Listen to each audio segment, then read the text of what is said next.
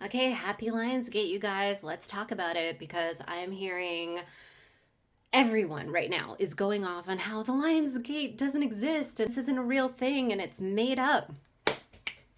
Let's get into it because, first of all, everything is made up.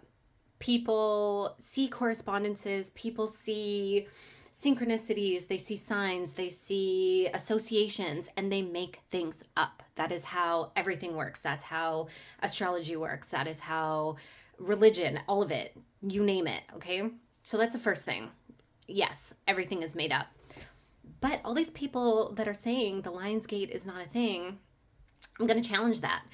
You may or may not have heard of an occultist astrologer by the name of Dane Rudyard from back in the day. And he wrote a book in, I think, around 1936. Okay. He's written, if you haven't heard of Dane Rudyard, look him up because he has written 16 books on astrology and like thousands of articles. And he was an artist, an occultist, a philosopher, an astrologer. And his contributions to astrology, I think, are like very underappreciated and underrecognized. And one of his contributions is the concept of the Lion's Gate. Not only the Lion's Gate, but the Bull's Gate, the Eagle's Gate, and the Angel's Gate. And what is that all about? So, the four fixed signs. We have Taurus, Leo, Scorpio, and Aquarius. And these four fixed signs are associated in religion with the four gospels of the New Testament. They are associated with so much. And one of the things that Dane Rudyard looks at is the 15th degree, or the midpoint of all four of the fixed signs, and he calls these gates because what he determined was that these are points of like major solar energy being released to the earth, and they're very powerful points. Like basically he said this is when the word of God is spoken, and this is when God's power is released. Pretty big, right? Like kind of a major thing that no one talks about in astrology. And in particular, the Lion's Gate, because the sun is in its domicile. The sun rules Leo. This is when the sun has like a lot of energy because it's at home. This is its home of rulership. And so at the 15th degree of Leo, this is when the most solar energy, the most of this energetic release, this God's energy is being released into our realm. And the 15th degree of Leo just happens to coincide with 8-8, the 8-8 portal.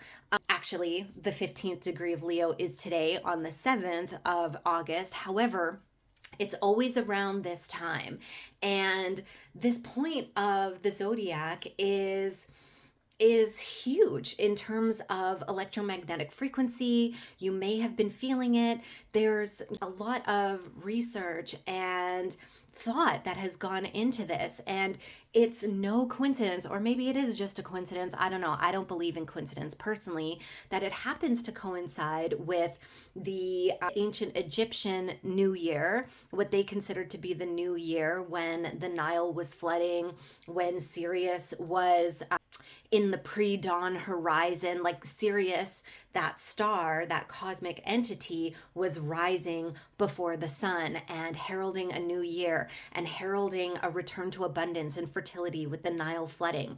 And that's when they were seeing this Lionsgate energy.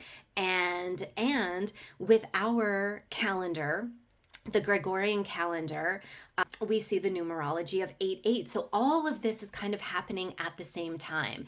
And, I would recommend look more into it if you want to know. Also, I'm of the opinion that we create portals as we, like when we speak, we're creating spells. This is how we manifest our energy, our thought, and the more intention that is put into a certain idea or concept or date basically creates a portal. It creates an entity. It creates an egregore of power. And so I personally believe that there is a lot of power around the Lion's Gate for these reasons combined. And Dane Rudyard was definitely onto something. These four fixed signs are super important. And I mean, if he's saying that this is when God's will is spoken and God's power is being released into our realm, then that sounds like a pretty powerful portal to me. I don't know. What do you guys think?